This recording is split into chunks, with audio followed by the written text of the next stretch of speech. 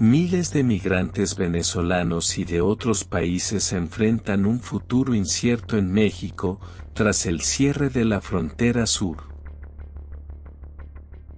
La presidenta Claudia Sheinbaum refuerza las deportaciones, mientras los migrantes exigen su derecho a quedarse. ¿Es esta la solución correcta? Aseguran que es imposible vivir en sus países de origen, como Venezuela o Cuba. En la frontera suroeste de México ya han comenzado las deportaciones de migrantes venezolanos que intentaban cruzar hacia el norte del continente. Esta es solo una parte de la gran cantidad de personas que ha salido de Venezuela buscando una vida mejor. A veces reciben ayuda, pero no siempre. México ha cerrado su frontera sur ante la llegada masiva de migrantes venezolanos y la incertidumbre que rodea las próximas elecciones en Estados Unidos. 3 millones de venezolanos han decidido quedarse en México, aspirando a construir una nueva vida en el país tras un viaje agotador. Los refugiados exigen a la presidenta Claudia Sheinbaum que cumpla sus promesas de campaña y les ofrezca facilidades para establecerse. En muchas esquinas de la frontera, se ven migrantes venezolanos pidiendo ayuda. Ante esta situación, la presidenta Sheinbaum ha ordenado el cierre de la frontera sur hasta que se conozcan los resultados de las elecciones en Estados Unidos, que podrían definir el futuro de los migrantes. Estos intentan avanzar lo más rápido posible, buscando llegar antes de un posible cambio en el liderazgo estadounidense. Sin embargo, el cierre de la frontera ha dejado a unos 40.000 migrantes venezolanos varados en Guatemala, esperando una oportunidad para cruzar. Esta es solo la primera ola migratoria. Se estima que hasta 7 millones de venezolanos podrían salir de su país si se consolida la crisis política, y muchos de ellos podrían optar por quedarse en México. En respuesta, el gobierno mexicano ha implementado un operativo para prevenir la formación de nuevas caravanas migrantes dentro del país y mantener la frontera sur cerrada hasta después de las elecciones estadounidenses. En una decisión polémica, Sheinbaum ha ordenado reanudar los vuelos de deportación a una escala sin precedentes.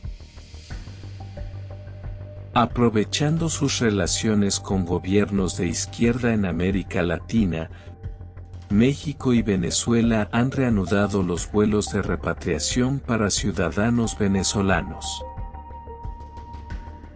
Además, Sheinbaum ha aumentado la presencia de las Fuerzas Armadas en la frontera, desplegando 26.000 soldados para patrullar y evitar la entrada de más migrantes. En lo que va de su mandato, se han detenido a 60.000 migrantes, quienes han sido retornados a la frontera sur. La presidenta sostiene que estas medidas no violan los derechos humanos. Desde el inicio de su gobierno, las detenciones de migrantes han crecido un 66%. A mí ya me han devuelto 2 veces, comenta un migrante, quien fue regresado a la frontera primero desde Monterrey y luego desde Puebla.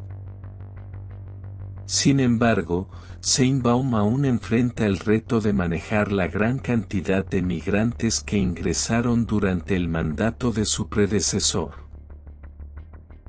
Ante la situación, los migrantes venezolanos están desesperados. Es un golpe muy duro. Después de toda la travesía que hemos pasado, lamentan. Dicen que Sheinbaum no tiene autoridad para negarles la entrada a México y han comenzado a reunirse en Tapachula, donde se está formando una megacaravana rumbo a la Ciudad de México. Miles de personas, muchos opositores al régimen de Maduro, se unen a esta caravana, afirmando que no pueden regresar a Venezuela y que México es su única opción de residencia permanente. Sin embargo, esta caravana incluye migrantes de Colombia, Nicaragua, Honduras, Haití, Ecuador y Perú.